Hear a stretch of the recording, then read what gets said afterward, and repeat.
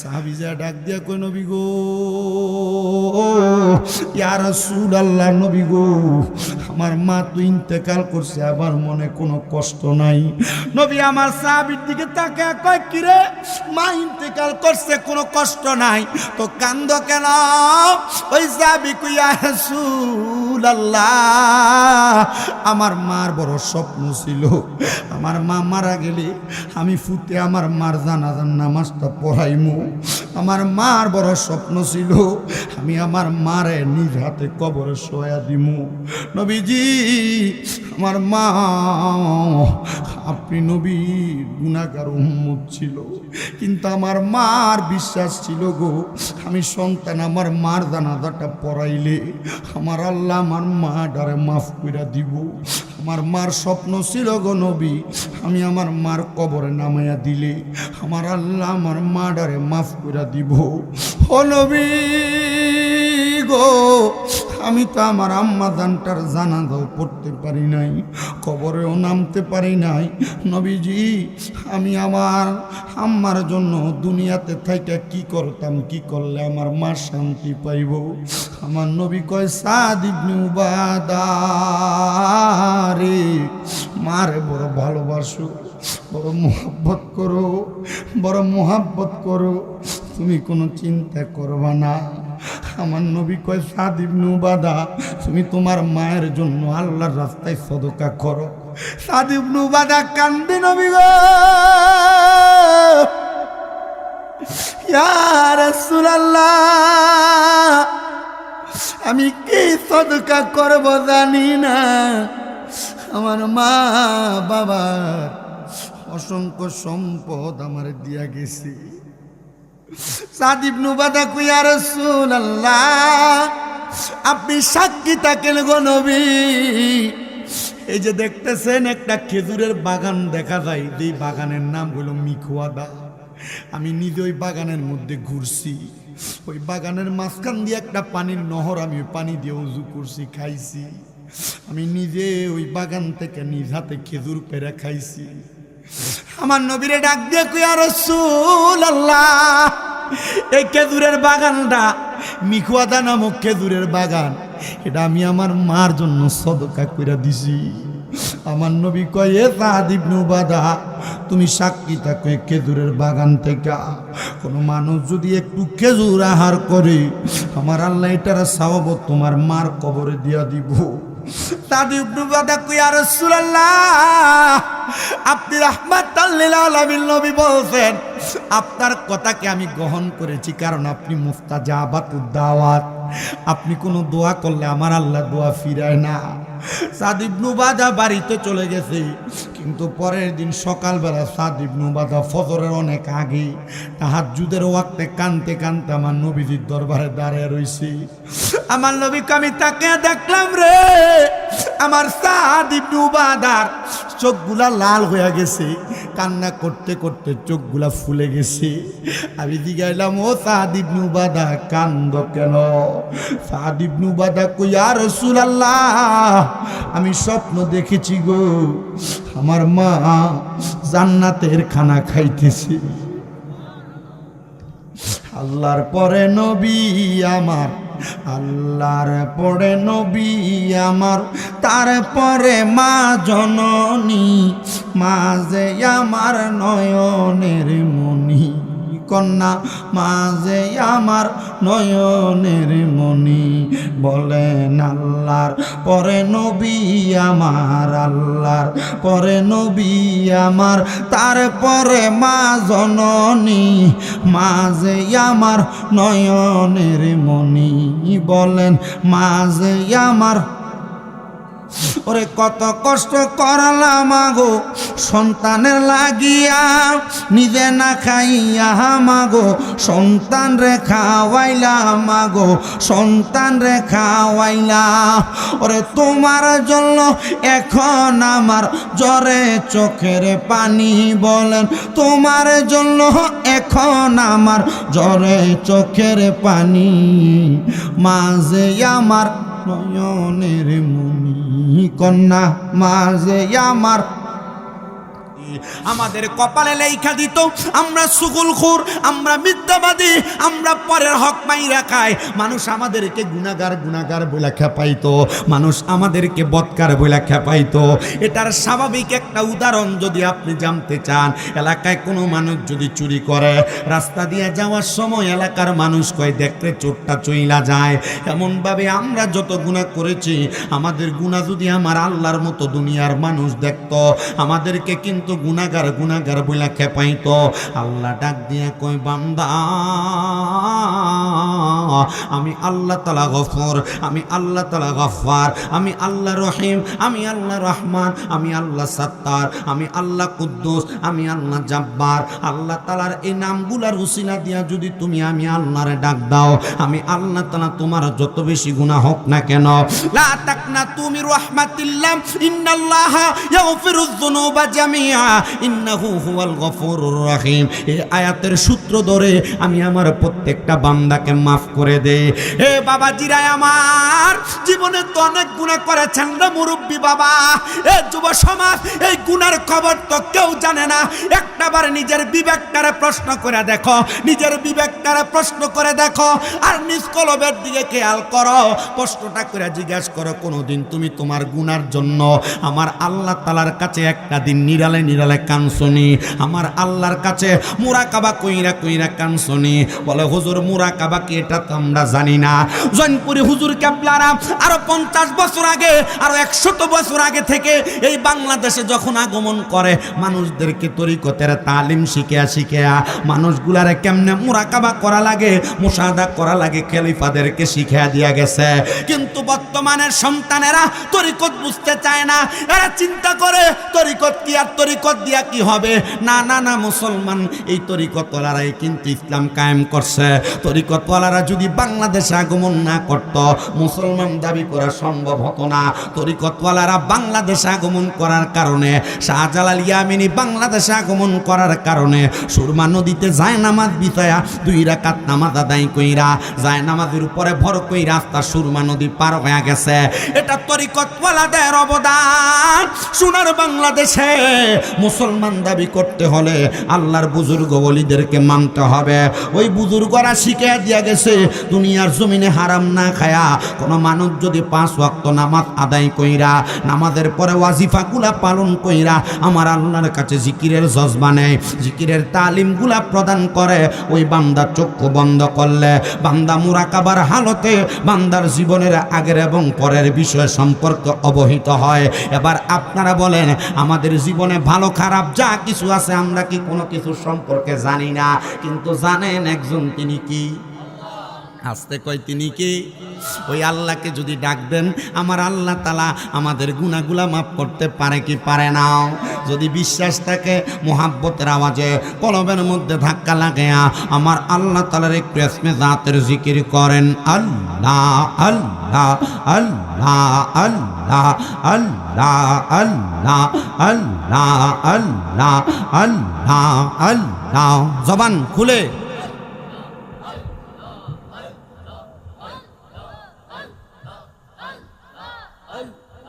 আল্লাহ আল্লাহ আল্লাহ আল্লাহ আল্লাহ আল্লাহ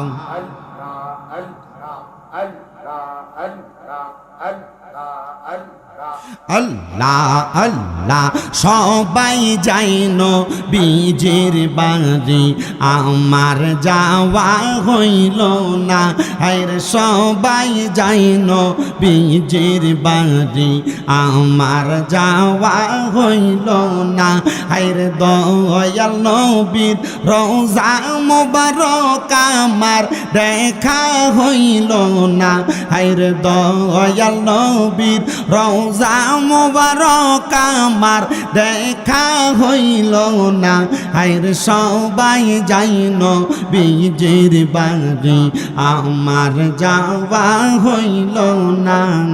মারহাবা আল্লাহ আল্লাহ আল্লাহ আল্লাহ নবী আমার জীবন মরণ নবী আমার সাধনা হায়রে নবী আমার জীবন মরণ নবী আমার সাধনা হায়রে নবীর দেখা না পাইলে মনে শান্তি লাগবে না হায়রে নবীর দেখা না পাইলে মনে শান্তি লাগবে না হায়রে সবাই যাই নবীজির বাড়ি আমরার যাওয়া হইল না মারহাবা আল্লাহ আল্লাহ আল্লাহ আল্লাহ কত হাজি যাই সেখানে আমার যাওয়া হইল না হায়রে দয়াল নবীর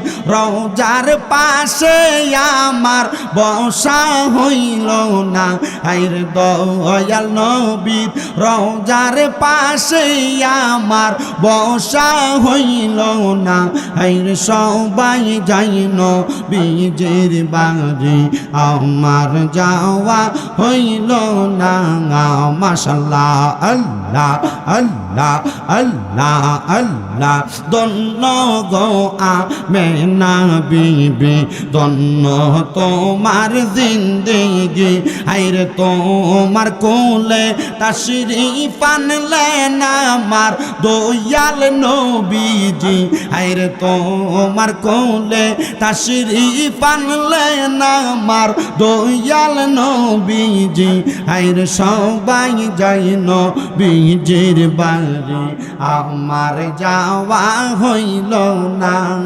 মারহাবা আল্লাহ আল্লাহ আল্লাহ আল্লাহ দম থাকিতে জপ মাওলার নাম পাশান মন রে দম থাকিতে জপ মাওলার নাম মারহাবা আল্লাহ আল্লাহ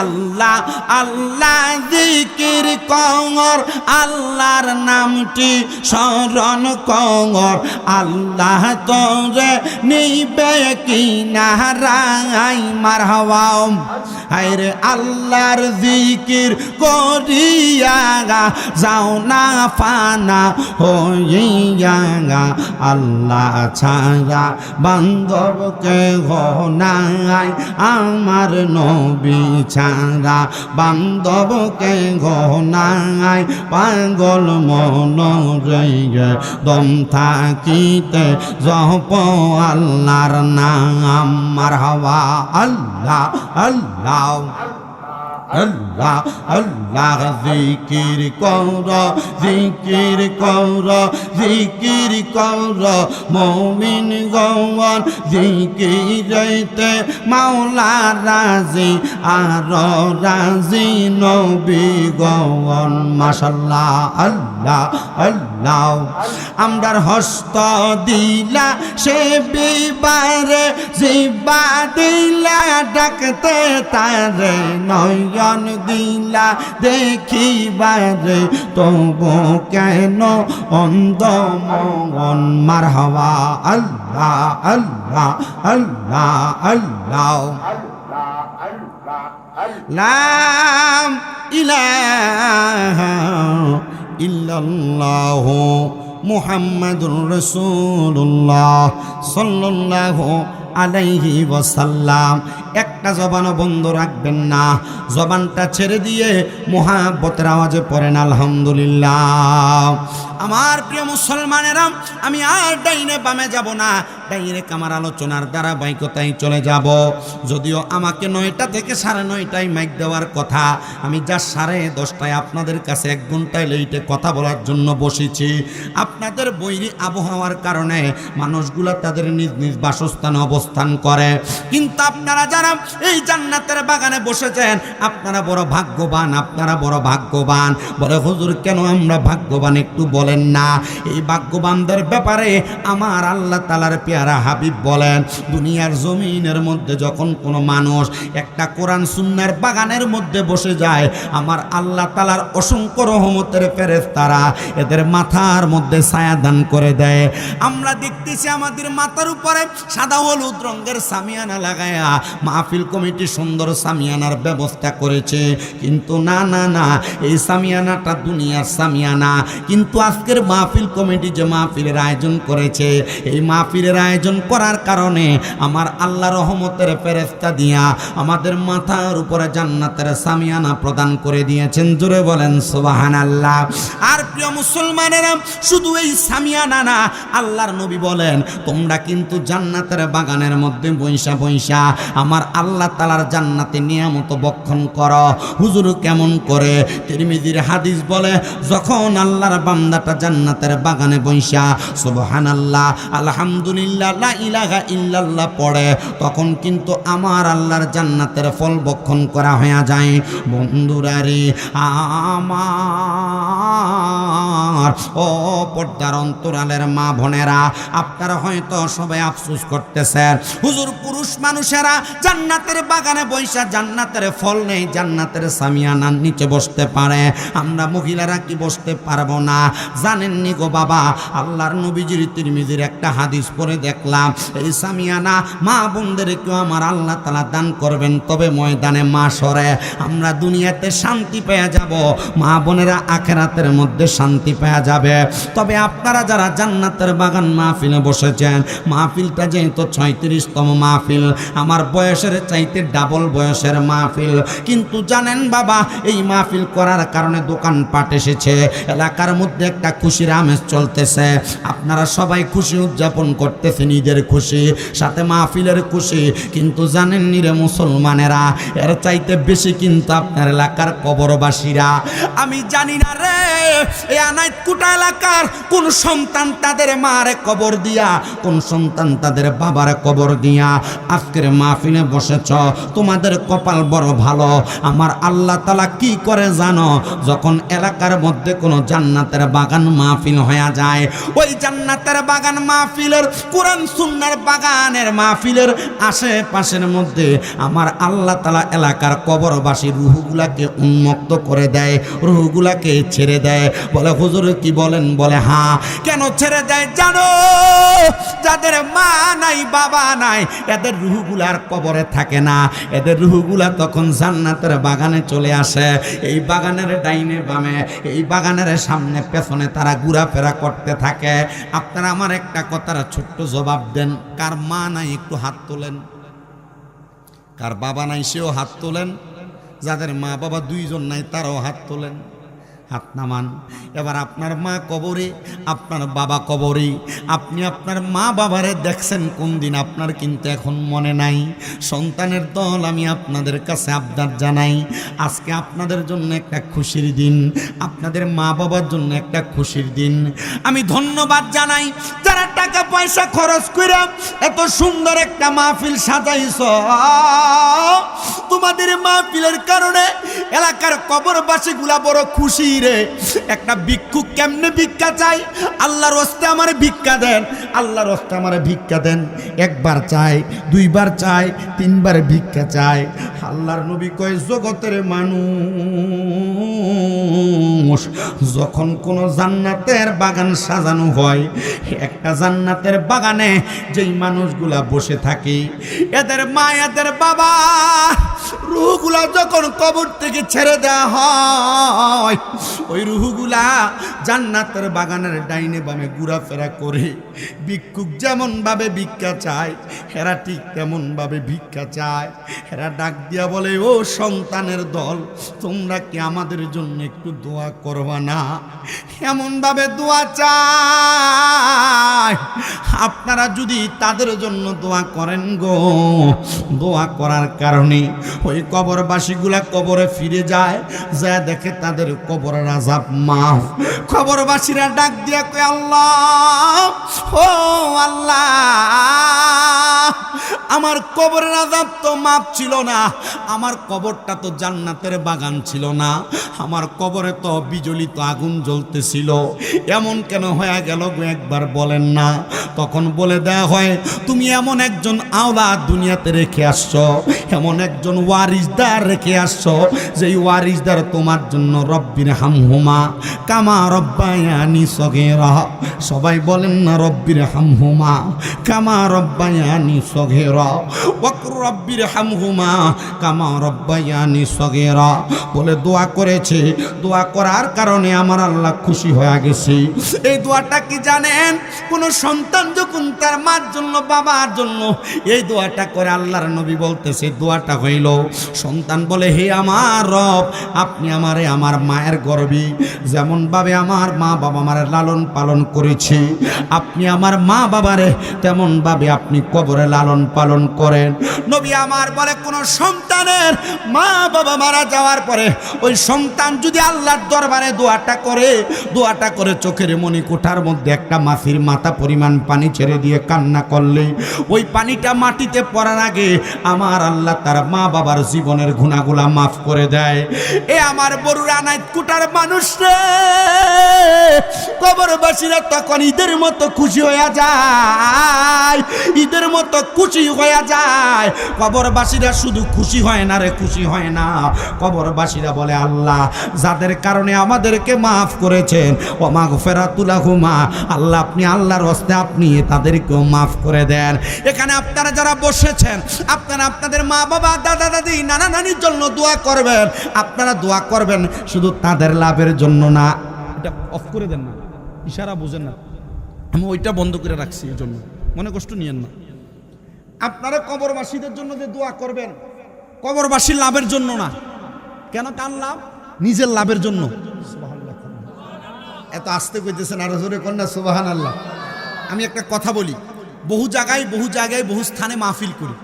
মাহফিল করলে শ্রোতা অনেক হয়, কিন্তু বর্তমান মাহফিলগুলোতে শ্রোতা যেগুলো হয় বেশিরভাগ যুব সমাজ, ছোট ছোট পোলাপান, ইয়াং বয়সের ছেলে বেশি, কিন্তু আনাইত কোটার মাহফিল আপনারা মুরব্বীরা বেশি।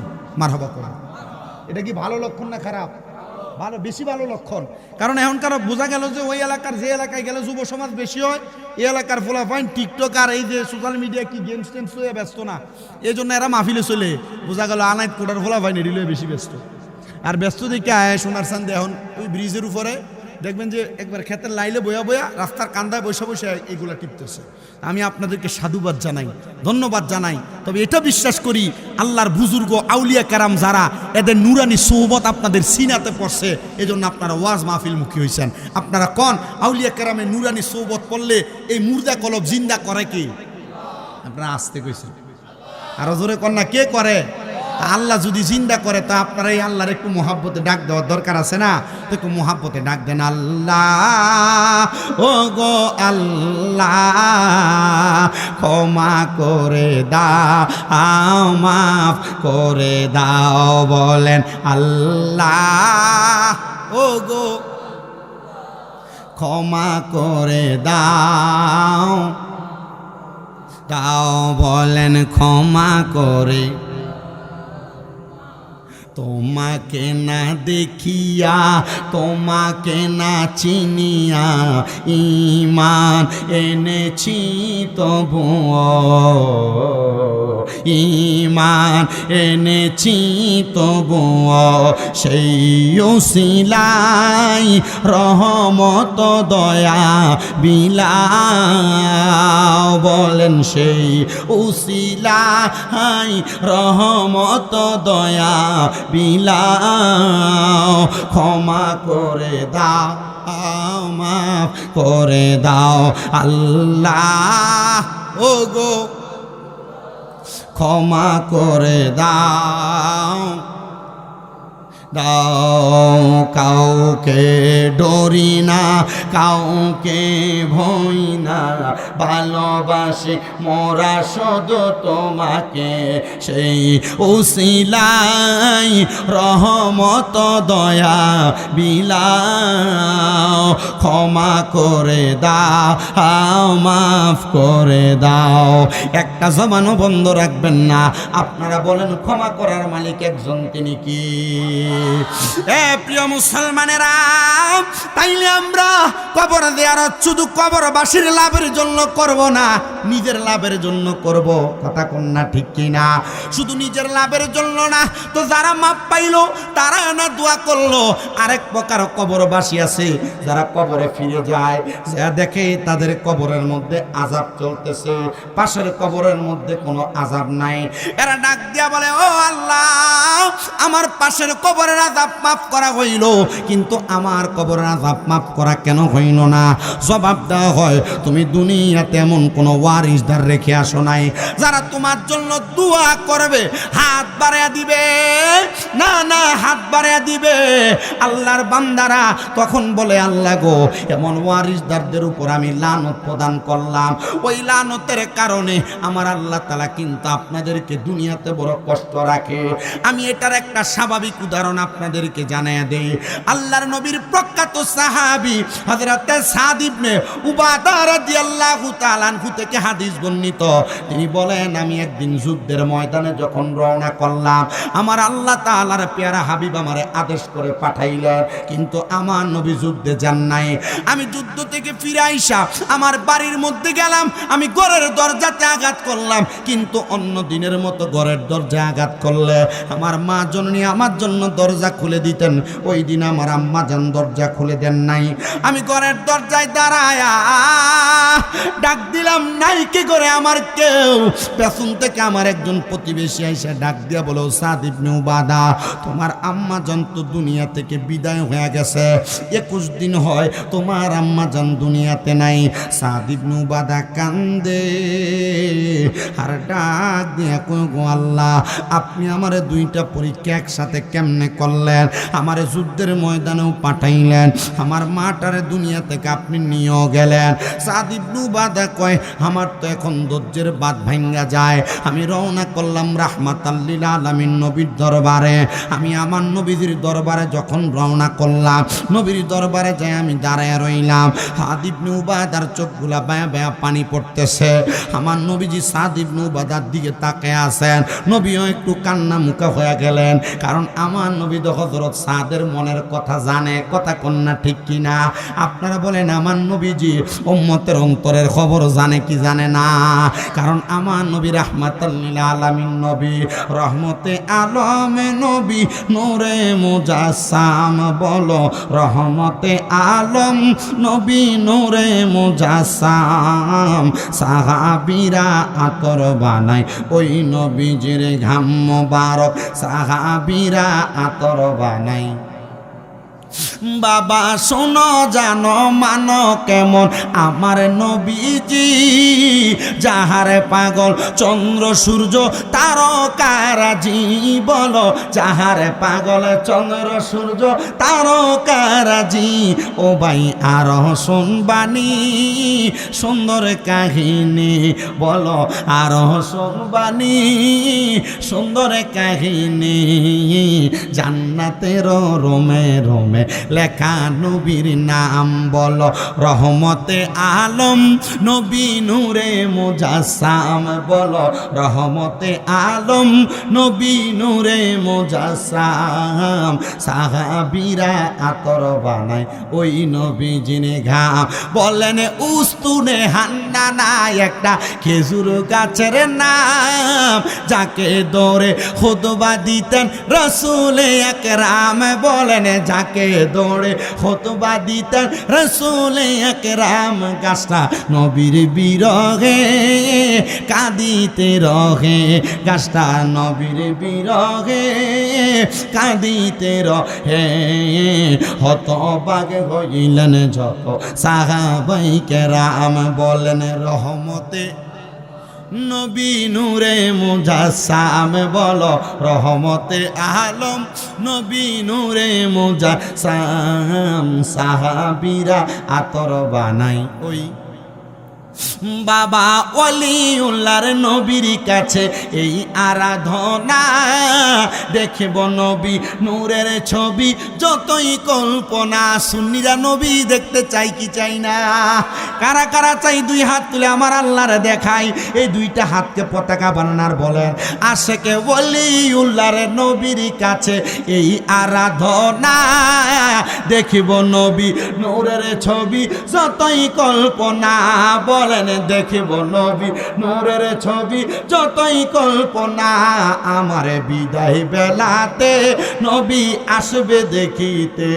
আমার বিদায় বেলাতে নবী আসবে দেখিতে আমরা সবাই মিলাদ পড়ে জানাবো সালাম আমরা সবাই কিয়াম করে জানাবো সালাম বলে রহমতে আলম নবী নূরে মুজাসসাম বলেন রহমতে আলম নবী নূরে মুজাসসাম সাহাবীরা আতর বানায় ওই নবীজির ঘাম জোরে কন্যা আল্লাহ এবার বলেন নবীজি উম্মতের অন্তরের খবর জানে কি জানে না আস্তে কইছে জোরে কোন জানে কি জানে না নবীজি উম্মতের কলবের খবর জানে কি জানে না এটা আমরা সুন্নিরার ঈমান এটা আমরা সুন্নিরার আকীদা এটা আমরা সুন্নিদের বিশ্বাস নবীজি উম্মতের অন্তরের খবর জানে উম্মতের কলবের খবর জানে কথা কন না ঠিক কি না বাবা এ মুসলমান শুধু অন্তরের খবর জানে না উম্মত কখন কোন জায়গায় কি করে নবী সে খবর জানে কখন কোন জায়গায় বসে নবীরে স্মরণ করে নবী সে খবর জানে ও উম্মত আমরা এই বিশ্বাস অন্তরে রাখি বিদায় আমরা সুন্নিরারে অনেকে ভণ্ড কয়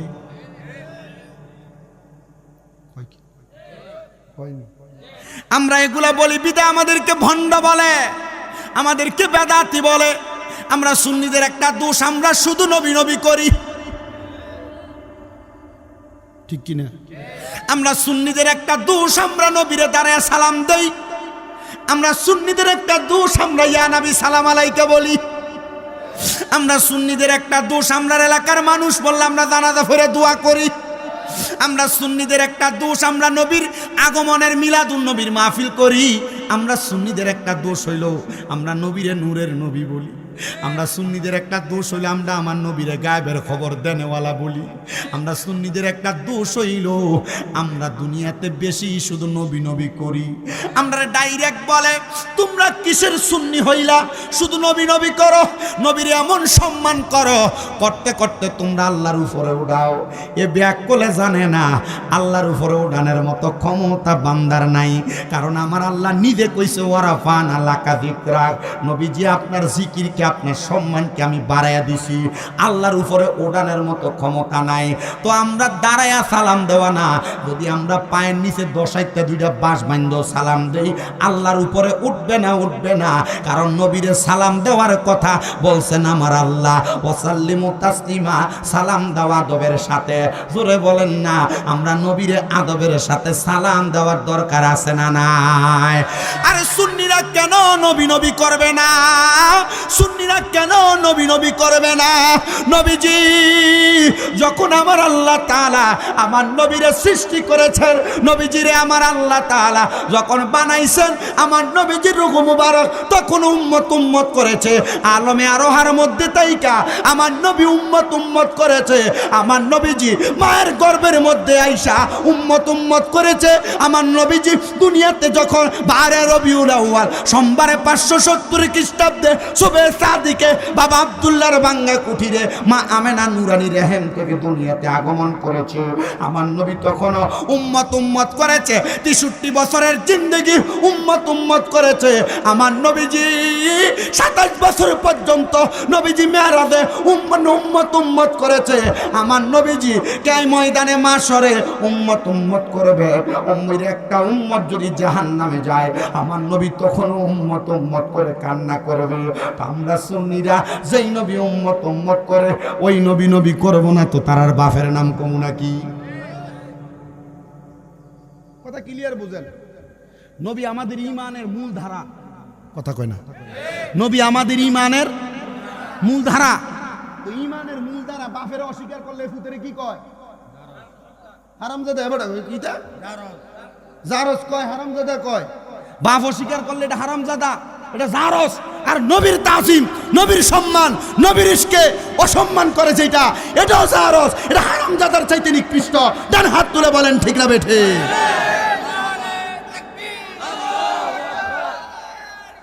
ইয়া রাসূলুল্লাহ,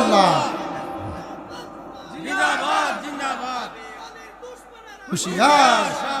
এই জৈনপুরি হুজুর কেবলারা কি নবীর প্রেম শিখাইছে না দুশ্মনী শিখাইছে? এই জালালি, নবীর প্রেম শিখাইছে না দুশ্মনী শিখাইছে? এই অন্যান্য দরবারের আশেকরা কও, তোমরা ফিরসাবরা কি তোমরা নবীর প্রেম শিখাইছে না দুশ্মনী শিখাইছে? তো তারা যে আমরা শুধু কয় যে আমরা নবী নবী করি, এটা আমরা ভণ্ড আর বেদাতি। আমরা ভণ্ড বেদাতি না। নবী নবী যারা করে তাদেরকে ভণ্ড বেদাতি বইলা, এরা দুশ্মনী করে, নবীর শানে বেয়াদবি করে। আমাদের তাদের সাথে কোনো সম্পর্ক নাই। একসাথে বসবো না, খাবো না, সালামও দিব না। তার হাত তুলে বলেন ঠিক না বেঠে?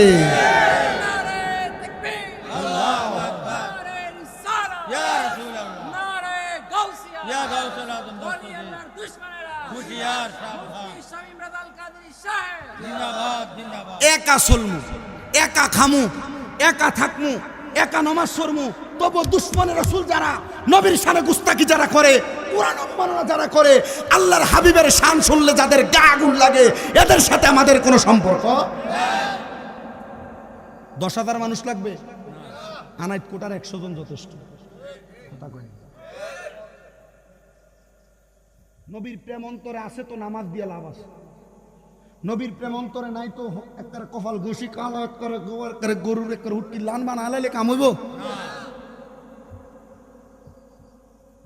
ইমান বড় মজবুত সম্পদ। ইমান বড় মজবুত। ব্যাংকে টিয়া রাখলে টিয়া রিক্স আসেনি কি? নাই বলি। ব্যাংক দেউলি হয়েছে যে 10-12টা ব্যাংক আপনি দেখেন নাই? ব্যাংকে টাকা রাখলে টাকা রিক্স আসে না নাই? ভাইয়ের কাছে টাকা রাখলে টাকা রিক্স আসে না নাই?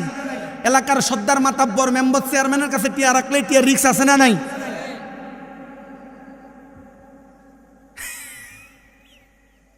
মাইরে দে বলে, মাইরে দে না। আচ্ছা, যদি ব্যাংক বাংলাদেশ যে সরকার চালায়, এই সরকারি ব্যাংকে টাকা রাখলে যদি এই টাকাও রিক্সে থাকে, এই সরকারের আন্ডারে যে বাঙালি চলে, এই বাঙালির কাছে ইমান রিক্সে আছে না? কথা কয় না। বাঙালির কাছে ইমান রিক্সা আছে না? আমনে দাঁড়িয়ে টুকি হানজাবি দেখি বুঝে আপনি কইবেন যে মাশাআল্লাহ এটা বড় হুজুর, এটার কাছে ইমান নাই। কথা কয় না তো? এটার কাছে কি নাই? ইমান নাই। আমরা আব্বার নাম কি? আব্দুল হক ফাটোয়ারি সাহেব। কামেল জন্মের আগে ফাঁস করছে। আমার মাথায় হাত বুলাই দিছে। আমি কইছি যে মুরব্বীদের দোয়া হইলো আমার পাথে। আমি কামেল ফিকা শেষ করছি, কিন্তু আমার এই পড়ালেখা দিয়ে আমি ওয়াজ করি না। আমি ওয়াজ যে করি, আমি কি দিয়ে করি না? আমি পড়ালেখা দিয়ে ওয়াজ করি না। আমি ওয়াজ করি মুরব্বীদের দোয়া দিই। আমি ওয়াজ করি আর আম্মা আব্বার দোয়া দিই। আমার ওয়াজের মূল ধারাবাহিকতা কি? মুরব্বীদের দোয়া। তাই কইছি আপনি আর মাথা দাঁত বুলাই দেন, আপনার দাদার সমতুল্য। আমি তো আর দাদা দেখি নাই। তো এরা আমি আবার কইলাম যে এই যে হুজুর কেবলারা, হুজুরের খলিফা না, হুজুরের খলিফা না, খলিফা। এরপরে যে রতন মোল্লা খলিফা ছিল। আরে 400 বছর আগের বড় আলেম। 400 বছরই তার বাপ দাদার 14 গোষ্ঠীর বয়স। হিসাব করলে হাওয়া দেব। তো এদেরকে হুজুর কেবলাদের নূরানি একটা তাওয়াজ্জু আছে না মিয়া? এখন না 80 ফারাফারি দৌড়াদৌড়ি দফাদফি। আগে কি আল্লাহর ওলিদের মাঝে 80 দফাদফি হারাহারি আসলো নি? তারা সব বুজুর্গানের দিন এক লগে আসলো। একদিক দিয়ে ছুটতো বারুতের মতো এই জায়গায় একবার কামালিয়ত অর্জন করায়, এই এলাকার মধ্যে জামালিয়ত হাসিল করায়, এরপর এলাকা থেকে বার হইতো। ঠিক আছে নি? আল্লাহর ওলিদের নূরানিদের নেক নজর, নূরানির সোহবত। দুনিয়ার সাধারণ পাবলিকের কাছে ইমান যদিও রিস্কে থাকে, বাংলাদেশের ব্যাংকে টাকা রাখলে রিস্ক, মেম্বার চেয়ারম্যানের কাছে, ভাই বন্ধুর কাছে টিহা রাখলে রিস্ক, বাংলাদেশের পাবলিকের কাছে ইমান রাখতে রিস্ক, কিন্তু আল্লাহর ওলিদের কাছে ইমান রাখতে কোনো রিস্ক নাই। নিজের টাকা নিজের হাতে যতক্ষণ রিস্ক মুক্ত, ডাহাইতে নিল বুঝাইতে হারুমু জান বাচ্চা টিহা নিচে। কথা কয় না? আল্লাহর ওলি যারা, ইন্না রাহমাতাল্লাহি করিবুম মিনাল মুহসিনিন, নিশ্চয়ই আল্লাহর রহমত, আল্লাহর প্রিয় বান্দা মুহসিন বান্দা যারা, তাদের কাছে। তো আল্লাহর রহমত ওয়ালা বান্দা যারা, আপনি জৈনপুরীর হুজুর, আপনার কালিয়াপুরের হুজুর, আপনি মেজবান্ডারের হুজুর, আপনি শাহপুরের হুজুর, আপনি ওয়াজিদিয়া দরবারের হুজুর, আপনি অলিতলা দরবারের হুজুর, আপনি ওই মিরসরাই দরবারের হুজুর। হুজুর এই লন, আমার ইমান আপনার কাছে সফর্দ করলাম, আপনার কাছে বায়াতের রসুল গ্রহণ করলাম। হুজুর আপনার ইমানটারে হেফাজত করেন, খুদার কসম আপনার ইমানের হেফাজতকারী আল্লাহর ওলিরা। কথা কই না কা? যদি ওয়াজ বুঝো এখানে ওয়াজ শেষ। আর যদি হুজুর বুঝি না হার রাইত না, আরো বড় মুফতি মুহাদ্দিস মুআল্লিম মুহাদ্দিস মুফাসসির আনি যদি তোমার বয় দেয় ওয়াজ শুনবা, হিন্দি ঢুকবো, হিন্দি বাড়িব, আর কইবা নবী আন্ডার মতো মানুষ। আল্লাহর ওলির দরবারে যাওয়ানোর দরকার নাই। 5 আগস্টের পরে মাজার ভাঙ্গি কইবা আমরা তাওহীদি জনতা। শয়তান সিন্নি খাইছে যা রসুল মোল্লা চিনে না। আমার এই হাত দেখছেন না আপনারা? আসতে কইছে হাত দেখছেন না আপনারা? আমার এই হাতের এই আঙ্গুলের মাথার ভিতরে বিসি উঠছে গুড়া, এটা ফসি গেছে। এখন আমি হাতেটারে কুপ দি কাটি হালাই দিব। কিনলে মাশাআল্লাহ কোন এটা বুঝার জন্য। আর এগুন দাড়ি টুপি হানজাবি হরি এটা বুঝে না। আল্লাহর ওলির মাজারে বিডিয়ে দিয়ে উরুস করে, গান করে। আল্লাহর ওলির মাজারের আশেপাশে মানছে সিগারেট খায়, গাঞ্জা খায়, এতে যে মাজার ভাঙে। শয়তান তোর কইছি না হাত কাটি হালাবি, তুই এগুলা না হালাবি। কথা কই না কেন? কথা বুঝেন না? মূলত বিষয় হলো সমস্যা এটা ন, সমস্যা এটার মূল গোড়া কোনানের দোষ, আলুর দোষ। এটার মূল গোড়ার সমস্যা। কারণ হেরো যদি জিজ্ঞেস করে তুমি আল্লাহর ওলিদের মাথার কেন ভাঙ্গো, কয় এদের নাম শুনলে আমার মাথার ভিতরে আগুন ধরে। তুমি কেন আল্লাহর ওলির দরবার ভাঙতে যাও, এদের নাম শুনলে আমার শরীরের ভিতরে আগুন জ্বরে। এদের যদি যদি ডিপির 50 লিটার একটা আনিও ঢুকাই দেয়, এদের গা ঠান্ডা হইতো না। কারণ হ্যাঁ ওলির দরবার দেখলে আর মাথাতে আগুন লাগি যায়। আচ্ছা আব্বাসি আমি জানতে চাই বাংলাদেশে কি মুসলমান আছিল? আচ্ছা আপনার নাম কি? আপনার দাদার নাম, বাহের নাম কি? এবারের আব্বার নাম কি? এবারের বাহের নাম কি? 7 পুরুষের আগের বাহের নাম কোন? আচ্ছা রতন মোল্লার আরো 7 পুরুষের আগের নাম কোন জানেন না? আপনি আপনার বাড়ির দলিলের RS BS CS খতিয়ান টান দেন, 14 পুরুষ আগে নাম দেখেন, দেখবেন রতন মোল্লা না, এর 7 পুরুষ আগে একটা পুরুষের নামের আগে লেখা আছে শ্রী। কথা কয় না তো? কি লেখা? হুজুর শ্রী এটা কাটলো কিভাবে? কয় আল্লাহর ওলি শাহজালাল ইয়ামিনী যখন বাংলাদেশে আগমন করলো, দেখতেছে মুসলমানের নামের আগে শ্রী। এরে শ্রী শব্দের অর্থ যদিও সম্মানিত হয়, মুসলমানের নামের লগে মানায় না। শাহজালাল ইয়ামিনী কই এটারে কাটো, কাটি লাগাও মুহাম্মদ। বলে কেন? কয় প্রশংসনীয় মুহাম্মদ কে? বলে সব মুসলমানরে মুসলমান বানানেওয়ালা মুহাম্মাদুর রাসূলুল্লাহ সাল্লাল্লাহু আলাইহি ওয়াসাল্লাম। জোরে কোন সুবহানাল্লাহ। ইয়া মুহাম্মদ মুস্তাফা নবী সাল্লাল্লাহু আলাইহি ইয়া মুহাম্মদ। মাহফিলের হাকে হাকে দুই উগা মনে হয় আছে, মনে হয় একটু জোরে খনা।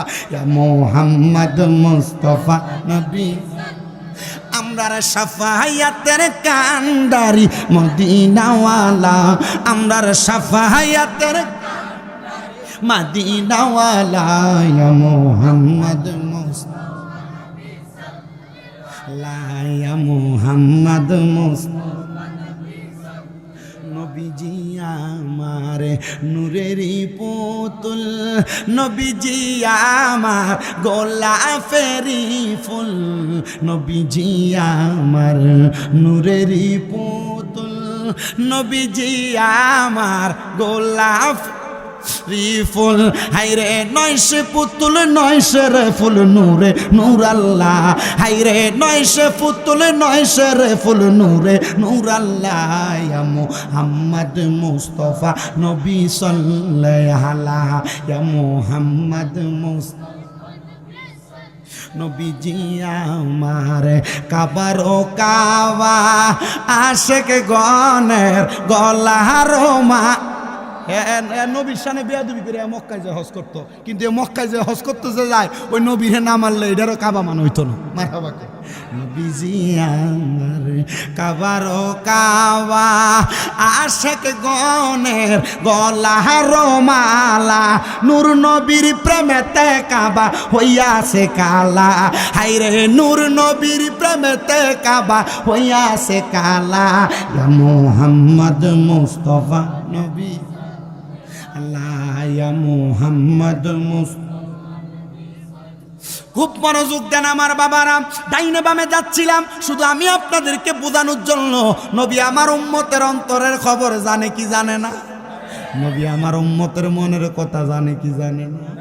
নবীজি আমি বলবো কি মনের বেদন, তুমি জানো আর জানে নিরঞ্জন।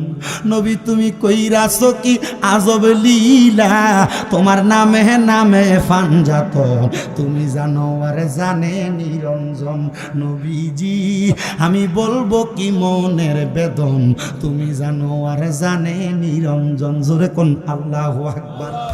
আমার মদিনার কামলিওয়ালা দয়াল নবী রাহমাতুল লিল আলামিন নবী যখন হযরত সাদ ইবনে উবাদা নবী সাহাবীরে দেখছি, মা মরছে যে হইছে কয়দিন, 21 দিন। ওই সাহাবী যাইয়া আমার নবীর সামনে চোখের পানিটি ফালায়। আমার নবীও নবীর সাহাবীটারে দেখা দেখা কান্দে। আমার নবী তো সাহাবীর মনের কষ্টটা জানে। সাহাবী যা ডাক দিয়া কই, নবী গো, ইয়া রাসূলুল্লাহ, নবী গো, আমার মা তো ইন্তেকাল করছে, আমার মনে কোনো কষ্ট নাই। নবী আমার সাহাবীর দিকে তাকায় কয়, কি রে, মা ইন্তেকাল করছে কোনো কষ্ট নাই তো কান্দ কেন? ওই সাহাবী কই, ইয়া রাসূলুল্লাহ, আমার মার বড় স্বপ্ন ছিল, আমার মা মারা গেলে আমি ফুটে আমার মার জানাজার নামাজটা পড়াইমু। আমার মার বড় স্বপ্ন ছিল আমি আমার মারে নিজ হাতে কবরে শোয়া দিমু। নবীজি আমার মা, আপনি নবী গুনাহগার উম্মত ছিল, কিন্তু আমার মার বিশ্বাস ছিল গো, আমি সন্তান আমার মার জানাজাটা পড়াইলে আমার আল্লাহ আমার মা ডারে মাফ কইরা দিব। আমার মার স্বপ্ন ছিল গো নবী, আমি আমার মার কবরে নামাইয়া দিলে আমার আল্লাহ আমার মা ডারে মাফ কইরা দিব। ও নবী গো, আমি তো আমার আম্মা জানটার জানাজাও পড়তে পারি নাই, কবরেও নামতে পারি নাই। নবীজি আমি আমার আম্মার জন্য দুনিয়াতে থাইকা কি করতাম, কি করলে আমার মা শান্তি পাইব? আমার নবী কয়, সাদ ইবনে উবাদা রে, মারে বড় ভালোবাসো, বড় মোহাব্বত করো, বড় মোহাব্বত করো, তুমি কোনো চিন্তা করবা না। আমার নবী কয়, সাদ ইবনে উবাদা, তুমি তোমার মায়ের জন্য আল্লাহর রাস্তায় সদকা করো। সাদ ইবনে উবাদা কান্দে, নবী গো, ইয়া রাসূলুল্লাহ, আমি কি সদকা করব জানি না, আমার মা বাবার অসংখ্য সম্পদ আমার দিয়া গেছে। সাদ ইবনে উবাদা কই, ইয়া রাসূলুল্লাহ, আপনি সাক্ষী থাকেন গো নবী। এই যে দেখতেছেন একটা খেজুরের বাগান দেখা যায়, এই বাগানের নাম হলো মিখওয়াদা। আমি নিজে ওই বাগানের মধ্যে ঘুরছি, ওই বাগানের মাঝখান দিয়ে একটা পানির নহর, আমি ওই পানি দিয়ে উজু করছি, খাইছি। আমি নিজে ওই বাগান থেকে নিজ হাতে খেজুর পেড়ে খাইছি। আমার নবীরে ডাক দিয়ে কই, ইয়া রাসূলুল্লাহ, এই খেজুরের বাগানটা মিখওয়াদা নামক খেজুরের বাগান, এটা আমি আমার মার জন্য সদকা কইরা দিছি। আমার নবী কয়, এ সাদ ইবনে উবাদা, তুমি সাক্ষী থাকো, খেজুরের বাগান থেকে কোনো মানুষ যদি একটু খেজুর আহার করে আমার আল্লাহ এটার সওয়াব তোমার মার কবরে দিয়া দিব।